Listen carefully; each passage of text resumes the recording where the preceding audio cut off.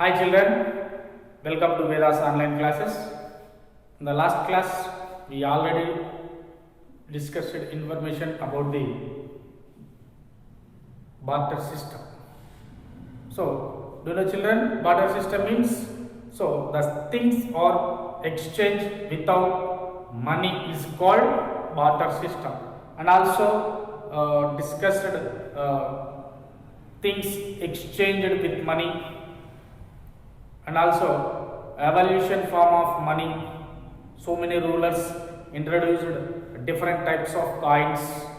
Okay, so this information we already discussed in the previous video.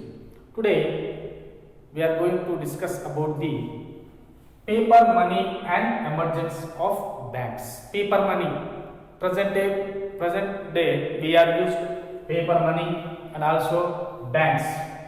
So this paper money and banks in the started ages, how to start, how to evaluate, okay, we discuss now. Okay, so people who had buy and sell a large quantity and had large amounts of golds, silver, coins for their transactions, so they start looking for safe places.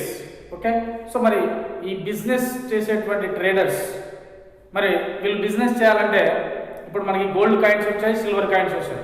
So మరి business చేసేటప్పుడు వీటి యొక్క ట్రాన్సాక్షన్స్కి so మరి వాటిని ఎక్కువ మొత్తంలో transaction చేస్తున్నారు కాబట్టి సో ఎక్కువ అమౌంట్ వస్తున్నాయి gold coins, silver coins. So మీరు ఏం చేశారు, వాటిని ఎక్కడైతే సేఫ్ ప్లేసెస్, వాళ్ళు they are looking for safe places, ఎక్కడైనా దాచుకోవాలని చెప్పేసి, ఎక్కడైనా స్టోర్ చేసి పెట్టుకోవాలని చెప్పేసి ఆ ప్లేసెస్ కోసం చూస్తున్నారు. సో ఇటువంటి టైంలో వీళ్ళకు సో మనకి గోల్డ్ స్మిత్స్ అనేటువంటి వాళ్ళు వీళ్ళకి ఐడియా రావడం జరిగింది. ఓకేనా, so this goldsmith, so the money would be protected. Okay, so the goldsmith charges fees for their protection. Okay, and this goldsmith are keep money for few years. Okay, ఆ few years దాన్ని store చేసి పెట్టినందుకు వాళ్ళు కొంచెం charges అనేటువంటివి తీసుకుంటూ ఉంటారు. So ఎప్పుడైనా రావచ్చు, ఎప్పుడైనా వాటిని తీసుకొని పోవచ్చు, ఎనీ టైం ఆ గోల్డ్ కాయిన్స్ తీసుకొని పోవచ్చు అనమాట. ఓకే, సో ఇలా గోల్డ్ స్మిత్స్ పైన వీళ్ళకి నమ్మకం అనేటువంటిది వచ్చిందనమాట. ఎవరికి? ట్రేడర్స్కి. So the gold smiths would also give loans and had branches in many cities leading to new system, paper money or hundis. Paper monies or hundis. ఇప్పుడు మన టాపిక్ ఏంటండి? Paper monies and or hundis. Okay, so దీన్నే hundi system అని కూడా అంటారు. ఎలా? So example, ఒక person, అతని పేరు రాము అనుకోండి. సో రాముకి కొంచెం మిషనరీ టూల్స్ కావాలి, ఒక ఫ్యాక్టరీ పెట్టాలనుకున్నాడు. సో ఫ్యాక్టరీకి సంబంధించి కొన్ని టూల్స్ కావాలి. సో యాక్చువల్లీ ఇతను వచ్చేసి మనకు కడప అనుకున్నాం, కడప. సో ఇతనికి టూల్స్ కావాలి. టూల్స్ ఎక్కడ దొరుకుతున్నాయి? సో హైదరాబాద్లో టూల్స్ దొరుకుతున్నాయి అనుకున్నాం. సో హైదరాబాద్లో ఎవరి దగ్గర దొరుకుతున్నాయి? అతని పేరు చరణ్ అనుకున్నాం, చరణ్. ఓకే, సో మరి కడప నుంచి ఇతను కాయిన్స్ అన్ని తీసుకొని ఎక్కడికి వెళ్ళాలి? హైదరాబాద్కి వెళ్ళాలి. ఎవరు? రాము. వెయిట్ని తీసుకొని కాయిన్స్ తీసుకొని. సో కాయిన్స్ తీసుకెళ్ళడం అనేటువంటిది సేఫా? సేఫ్ కాదు. సో అటువంటిప్పుడు ఏం చేశాడు? సో ఈ రాము, వీళ్ళకి బ్రాంచెస్ ఉన్నాయని చెప్పాను కదా. సో ఎవరికి? గోల్డ్ స్మిత్స్కి కొన్ని బ్రాంచెస్ ఉన్నాయి డిఫరెంట్ సిటీస్లో అని చెప్పాను. సో ఈ రాము కడపలో ఉన్నటువంటి గోల్డ్ స్మిత్ దగ్గరికి వెళ్ళాడు. సో అతను మిషనరీకి కావాల్సినటువంటి టూల్స్కి ఎంత అమౌంట్ అయితే, ఎన్ని కాయిన్స్ అయితే అవసరం అవుతాయో అన్ని కాయిన్స్ ఎవరికి ఇచ్చాడంటే ఈ గోల్డ్ స్మిత్ దగ్గర ఇచ్చేసాడు అనమాట. ఓకేనా, ఇక్కడ స్టోర్ చేసుకున్నాడు. Okay, so suppose for example ఒక 10 కాయిన్స్ ఇచ్చాడు, గోల్డ్ కాయిన్స్. ఎవరికి? Gold Smith. ఎవరు? రాము. సో ఇప్పుడు ఈ గోల్డ్ స్మిత్ ఏం చేశాడంటే ఒక పేపర్లో రాసిచ్చాడు, ఒక పేపర్. ఓకే, ఐ ప్రామిస్ అని చెప్పేసి ఒక పేపర్లో రాముకి ఒక పేపర్లో రాసి ఆ పేపర్ అనేటువంటిది ఇచ్చేసాడు అనమాట. ఎవరంటే? Gold Smith. ఈ పేపర్ని తీసుకెళ్ళి రాము సో హైదరాబాద్లో ఉన్నటువంటి చరణ్కి ఇచ్చాడు అనమాట. Okay, I already give the money to gold Smith name అని చెప్పేసి ఈయన పేరు చెప్పేసి సో ఈ చరణ్కి ఈ రిసిప్ట్ ఇవ్వడం జరిగింది. ఎవరు? రాము. ఆ రిసిప్ట్ని తీసుకొని చరణ్ సో అతనికి కావాల్సినటువంటి ఏవైతే మిషనరీ టూల్స్ ఉన్నాయో వాటిని అతనికి ఇవ్వడం జరిగింది. ఎవరు? చరణ్. ఇప్పుడు ఆ పేపర్ ఏదైతే ఉందో ఆ పేపర్ని అలాగే తన వద్ద పెట్టుకున్నాడు అనమాట. ఎవరు? చరణ్. సో మరి ఈ 10 గోల్డ్ కాయిన్స్ చరణ్ హైదరాబాద్లో ఉన్నటువంటి ఇదే గోల్డ్ స్మిత్ బ్రాంచ్కి వెళ్ళి తీసుకోవచ్చు. ఓకేనా? ఇప్పుడు చెప్పుకున్నటువంటి గోల్డ్ స్మిత్ ఈయనకు ఒక పేరు పెట్టుకుందాం. ఏది? ఒక రాజు అనేటువంటి పేరు పెట్టుకుందాం. సో ఈ రాజు అనేటువంటి గోల్డ్ స్మిత్ కి సంబంధించిన బ్రాంచెస్ కొన్ని సిటీస్లో ఉన్నాయని చెప్పుకున్నాం. సో ఇప్పుడు ఇదే రాజుకి సంబంధించినటువంటి బ్రాంచ్ హైదరాబాద్లో ఉంది. ఆ హైదరాబాద్కి వెళ్ళి చరణ్ వాటిని తీసుకోవచ్చు. వీటిని గోల్డ్ కాయిన్స్. కానీ ఇక్కడ చరణ్ గోల్డ్ కాయిన్స్ తీసుకోకుండా ఏం చేశారంటే ఇతనికి సో ఐరన్ అవసరం ఉంది. ఐరన్. సో మరి ఈ ఐరన్ అనేటువంటి ఎవరి దగ్గర అవైలబుల్లో ఉందంటే ఒక ఆలీ అనేటువంటి పర్సన్ దగ్గర అవైలబుల్లో ఉంది. సో మరి చరణ్ ఆలీ దగ్గరికి వెళ్ళి సేమ్ అదే పేపర్ని అతనికి ఇచ్చేసి ఓకేనా ఏదైతే మరి రాము ఇచ్చినటువంటి పేపర్ ఉందో ఆ పేపర్ని చరణ్ ఎవరికి ఇస్తాడు ఇక్కడ అంటే ఆలీకి ఇస్తాడు. సో ఆ పేపర్ని తీసుకొని ఆలీ ఐరన్ అనేటువంటిది ఇవ్వడం జరిగింది చరణ్కి. ఇలా అంటే ఆ రోజుల్లో ఆ గోల్డ్ కాయిన్స్ సిల్వర్ కాయిన్స్ కంటే ఈ పేపర్ ఏదైతే ఉందో ఈ పేపర్కి ఇంపార్టెన్స్ ఇస్తూ ఉండేవాళ్ళు. ఓకేనా? సో ఇదండి మనకి పేపర్ మనీ. ఓకేనా? Paper money. సో దీని మీద వాళ్ళకి చాలా నమ్మకం ఉండేది.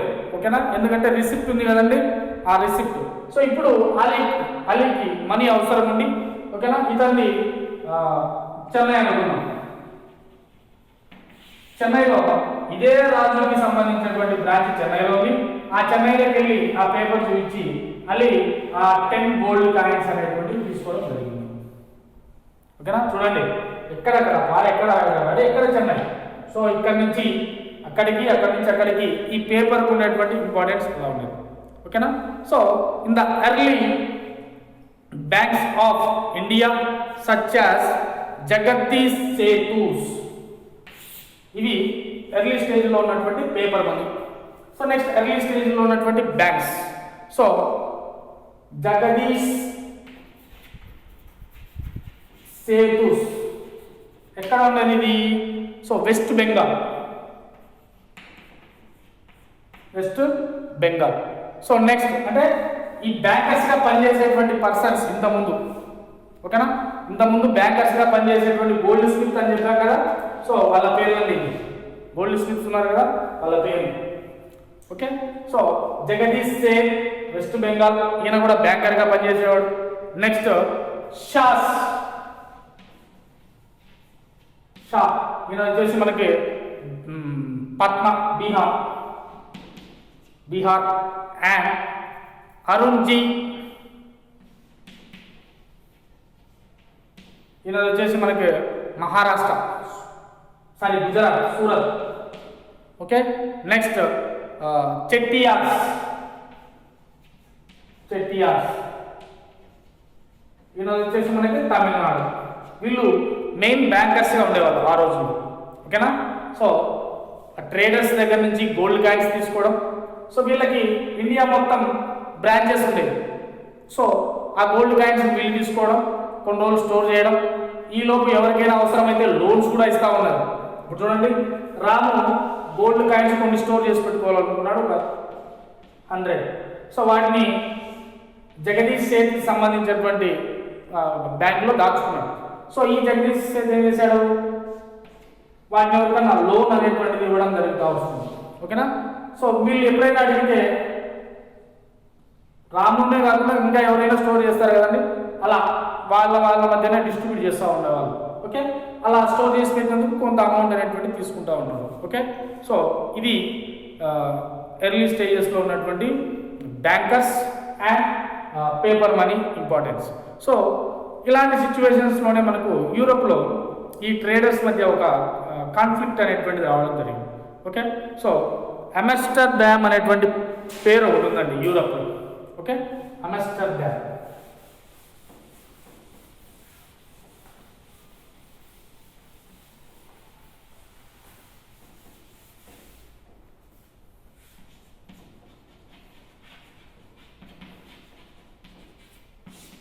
సో ఇక్కడ 1606లో 1606లో so in Amsterdam so was major trading center in Europe. So here there were 846 silver and gold coins recognized by the government. ఓకేనా, సో అక్కడ ఎన్ని కాయిన్స్ ని గవర్నమెంట్ అక్కడ రికగ్నైజ్ చేసిందంటే 846 కాయిన్స్ ని రికగ్నైజ్ చేసింది అక్కడ ఉన్నటువంటి గవర్నమెంట్. ఓకే, సో మరి ఇన్ని కాయిన్స్ ని రికగ్నైజ్ చేస్తే మరి అక్కడ ఉన్నటువంటి ట్రేడర్స్కి వాటి మీద నమ్మకం అనేటువంటిది కలుగుతుందా? ఎందుకు? So government could be accepted for exchange. So traders were always suspicious of each other. Everyone would do not purity and weight of this coins. ఎవరికి నమ్మకం లేదనమాట. ఇన్ని కాయిన్స్ ఉన్నాయి, ఇందులో ఏ కాయిన్ వెయిట్ ఉంది, ఏ కాయిన్ పర్ఫెక్ట్ ప్యూరిటీ ఉందా లేదా అనేటువంటిది ఎవ్వరికి కూడా నమ్మకం లేదు. ఓకే, ఇటువంటి సిచ్యువేషన్లో the merchants of Amsterdam got together and solved the problem so in an equal manner. So they created a bank generated by the city of Amsterdam. Okay, so మరి ఒకరిపైన ఒకరికి నమ్మకం లేకపోవడంతో వీళ్ళు బ్యాంక్ అనేటువంటిది స్టార్ట్ చేసుకున్నారు. ఎక్కడ? ఆమ్స్టర్డామ్ అనేటువంటి సిటీలో. ఓకేనా, సో ఇప్పుడు ఎవరైతే ఈ గోల్డ్ సిల్వర్ కాయిన్స్ ఉన్నాయి కదండి, ఈ గోల్డ్ సిల్వర్ కాయిన్స్ ని బ్యాంకులలో డిపాజిట్ చేసుకోవాలనుకున్నారో వాళ్ళు అక్కడ డిపాజిట్ చేసుకోవచ్చు. ఓకే, సో గోల్డ్కి సంబంధించినటువంటి వెయిట్, దాని ప్యూరిటీ అన్ని ఫైనలైజ్ చేసి సో దాని పేరు మీద వాళ్ళకి ఒక అకౌంట్ లాగా ఒక అకౌంట్ అనేటువంటిది వాళ్ళ పేరు మీద ఒక అకౌంట్ అనేటువంటిది క్రియేట్ చేస్తూ ఇవ్వడం. సో వాళ్ళు ఎప్పుడైనా అవసరం ఉంటే అక్కడ ఉన్నటువంటి గోల్డ్ కాయిన్స్, సిల్వర్ కాయిన్స్ని విత్డ్రాల్ చేసుకునేటువంటి ఫెసిలిటీస్ అనేటువంటి ప్రొవైడ్ చేశారు. ఈ విధంగా మనకి ఫస్ట్ టైం బ్యాంక్ అనేటువంటిది ఆమ్స్టర్డామ్లో స్టార్ట్ అయింది అనమాట 1606లో. అంత ముందు వరకు మనకు బ్యాంక్స్ అనేటువంటివి లేవు. ఓకేనా, సో బ్యాంక్స్ అనేటువంటి different types like commercial banks, government banks and private banks. Okay, so మనం నెక్స్ట్ వీడియోలో బ్యాంక్స్కి సంబంధించినటువంటి total information, evolution, okay, so ఈ ఇన్ఫర్మేషన్ అంతా మనం నెక్స్ట్ వీడియోలో డిస్కషన్ చేసుకుందాం. ఇక్కడ ఓన్లీ ఆ పేపర్ మనీకి సంబంధించిన ఇన్ఫర్మేషన్ తీసుకున్నాం. ఓకే, నెక్స్ట్ క్లాస్లో మనం బ్యాంకింగ్, సో మొత్తం బ్యాంకింగ్కి సంబంధించిన ఇన్ఫర్మేషన్ అంతా కూడా మనం నెక్స్ట్ వీడియోలో క్లియర్గా చెప్పుకున్నాం. ఓకేనా, ఎందుకంటే ఇప్పుడు మనం హాఫ్ చెప్పుకొని మళ్ళీ ఇంకొంచెం హాఫ్ అనేటువంటిది అర్థం కాదు. సో బ్యాంక్స్ అనేటువంటిది మొత్తం అంతా కూడా ఒక టాపిక్లో చెప్పుకున్నాం. Okay children.